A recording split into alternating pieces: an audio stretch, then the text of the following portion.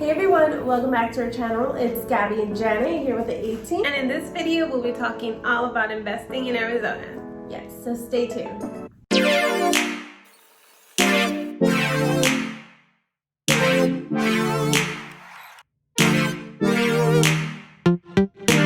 Hey guys, welcome back to our channel. Obviously, this video is going to be all about investing in Arizona, investing in real estate, that is.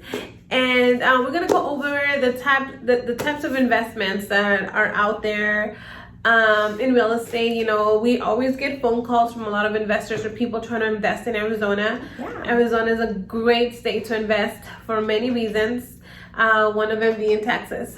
Right. And we're always getting the question, like, what can I invest in? Like, what kind of investments are there? Everybody has, like, every time they call us, they just think that fixing and flipping is the only type of investment. It is not. It's one of Jen and I's favorite type of investments that we do, but it's not the only type. We actually do several, and we're going to talk about what kind of investments you can do when you want to invest in Arizona. Yes. In addition to that, we're also going to answer the big question that we get: is it a good time to invest? Mm-hmm. And we have a bonus, like a really cool strategy of investing. So there's several types of investing. One of them will be the fastest route, which is fix and flip. Yes. That would be basically like your immediate type of not immediate, you know, it's kind of like, it's one of the riskiest, but it's also the easiest way to make a bigger buck if you do it correctly. It's also one of the riskiest because this is a kind of transaction that you can actually lose a lot in. You know, if you don't do it right, there's lots at stake that you can lose. So it would be the fix and flips. Yes. So how do you do a fix and flip? Well, one of the things that's recommended is obviously having the money. Mm-hmm. You know, you need to be able to have enough money to be able to buy the property, and that property you have to buy it at a good price, enough for you to sell it for a profit. Meaning you need to be able to buy the property, do the rehab, and be able to pay for closing costs, commissions, or whatever's going to be next when you put the property back in the market. Yes. So so for this type of transaction, you have to buy it below market, and you have to be within certain ratios, so that you can have, you know, you can do all this and still make a profit. You don't necessarily have to buy the property cash.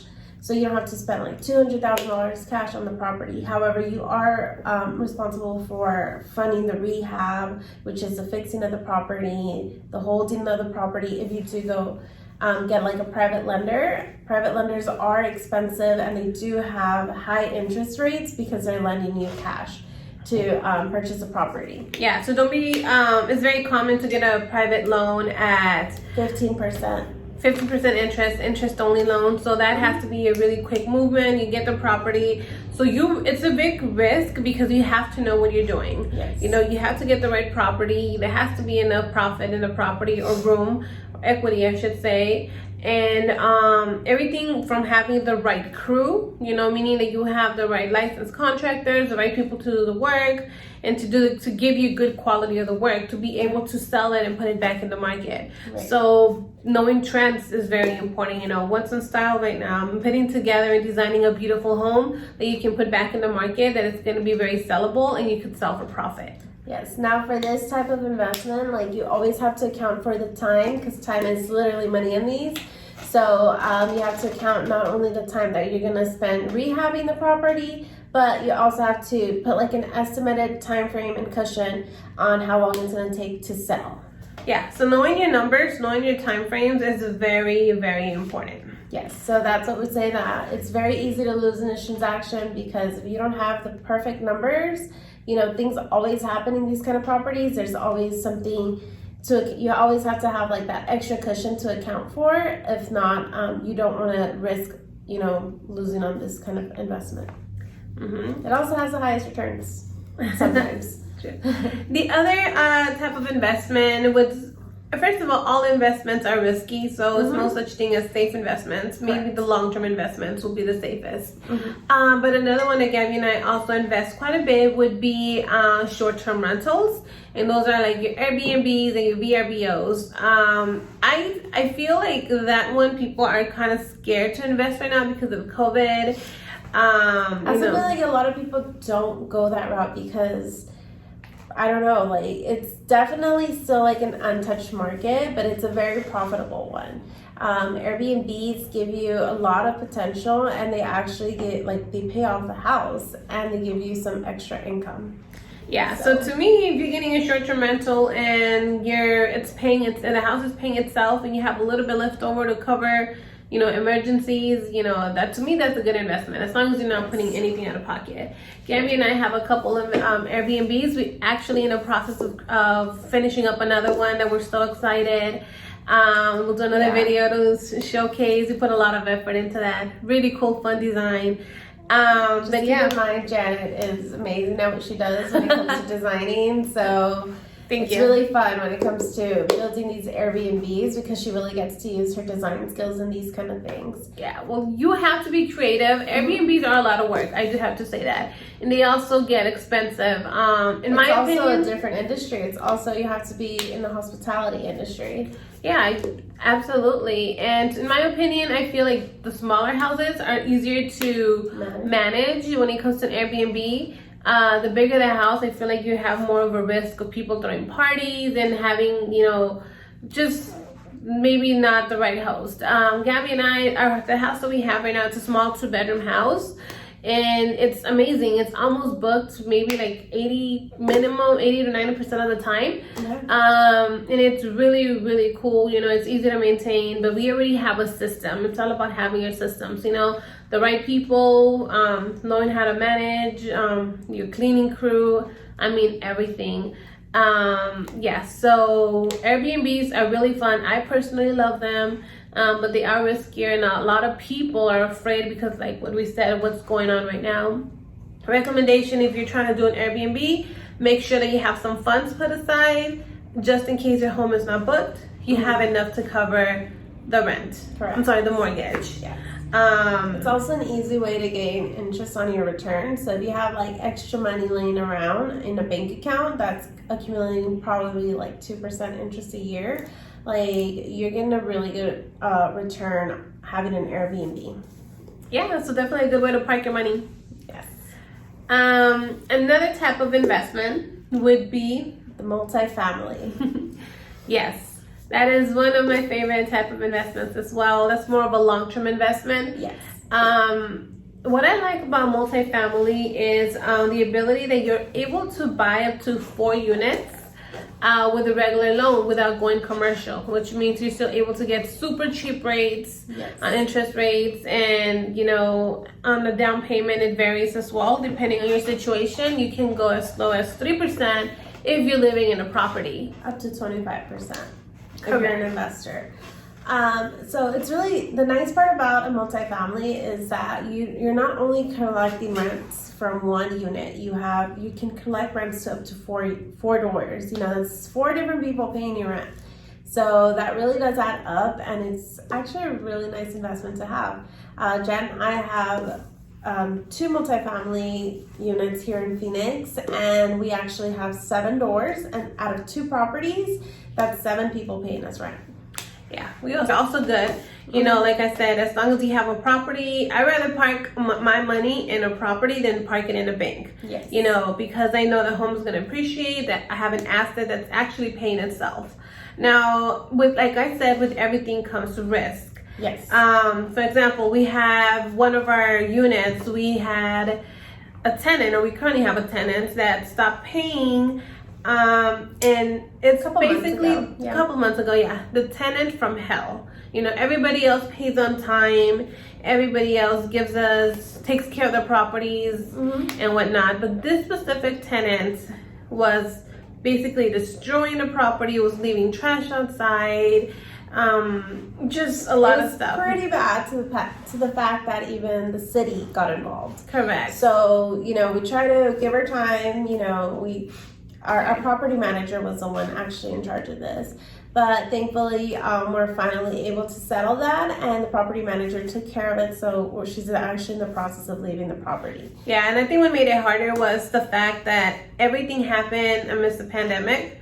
So, right now there's a lot of regulations where you can't evict tenants, but this is a different situation. and we were successfully able to evict the tenants because they were actually destroying the property. We were getting fines and criminal activity was actually happening. So not the type of tenants you want to have, but obviously, like we said, everything is an investment. That tenant actually came with the property when we bought it, so it was out of our control.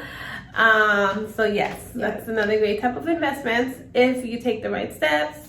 I'm not saying we took the wrong steps, but you know what I'm saying. Right. Everything is risky. Yeah, it's just part of owning properties. You know, nothing is easy. When you become an investor, you know what type of responsibilities you're coming to, and having tenants that don't pay rent and destroy properties is part of the risk of having properties. Yes, and then one of the things that facilitates, it gives us the ability to have multiple businesses, is the how we have property management companies for all of our properties. Yes. This really helps us because they know a lot more than us. And it lets us like step away from the actual property, as they are the ones that are going to go in and collect rent. They're the ones going to do the communications between the tenants. If the tenant has a problem with a unit, you know, they're going to communicate it to the property manager, and then you know, they facilitate all that for us, which allows us to pretty much just walk away from the property. Yes, and then the property that we just got is a fourplex. And then that property, we want to play around with it and maybe just have long-term tenants, and then Airbnb half of them or one of them, just to see what works and just get creative and how to get more cash flow into the properties, because that is the point of investing. Yeah. Yes. And then the last popular way to invest is for beginners, for those who really don't have a lot of money to invest.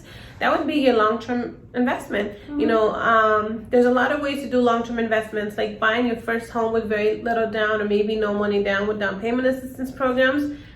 Buying a property, you know, where you force the equity, meaning it doesn't look the same as pretty as all the other ones, but with time, you're able to add your value by doing the upgrades, you know, putting a lot of sweat equity. So in a year or two, you're able to sell the property for a profit. Right.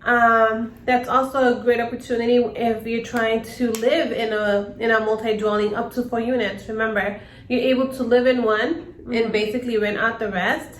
To me, that's like the best situation you could ever be in, because every tenant will be paying your rent. Yeah, and you're pretty much living for free while, you know, you're collecting rent. Some we have clients that actually have done that before, and they're actually even making an extra $200 and have cash flow after the tenants already pay off the rent. Mm-hmm. Yeah, absolutely. So great ways. And these are just some kind of type of investments that we want to share with you guys, because I know we get a lot of phone calls from people trying to invest, a lot of investors. Mm-hmm. It takes time, especially in a very competitive market. You want to make sure that you land a good property. You know, a lot of them have multiple offers. If it's going to be an investment, you don't want to pay the maximum for it. But if you have cash, well, some people really don't mind. They just want to park the cash and, you know, collect the money. But if you're financing, then it's a complete different story. You want to make sure that you get the most for your money in the right location, that the numbers make sense. Correct. Yeah, so obviously there's different types of investments out there, and there's actually more types of investments that, you know, get a little more complicated for the experienced investors that we have dealt with, like 1031 exchanges and so forth. But these are just some kind of basics, you know, for starters, that for those of you that are interested in investing. 1031 exchanges are amazing for those seasoned investors already, especially when they're coming from other states like California, Washington, or even Chicago, you know, where the taxes are really high. And they come to Arizona and the property taxes are so much lower, and you know, we're actually not as strict when it comes to tenants. You know, I know some other states have a cap on how much you can increase. Well, here that's not the case. So it's good for the investor, but there's a reason why the rents are increasing a lot in Arizona. Which is a good thing for the investor. You know, and obviously the cost of living, it just increases everywhere. And with the demand, everything going in Phoenix, you know, we kind of foresee them going a little bit higher. Yeah. Yeah, so yeah, if you guys have any questions, we're here for you guys. Feel free to reach out. Yeah, so give us a call. Obviously, reach out to us via email, phone call, text. And thank you so much for watching, guys. I really hope this quick video was helpful. Thank you. Yes, this is obviously an overview. If you have any more questions and would like to go in depth, feel free to give us a call. All right, if you're an investor out of state trying to sell over there, start investing over here, definitely reach out to us. Bye, guys.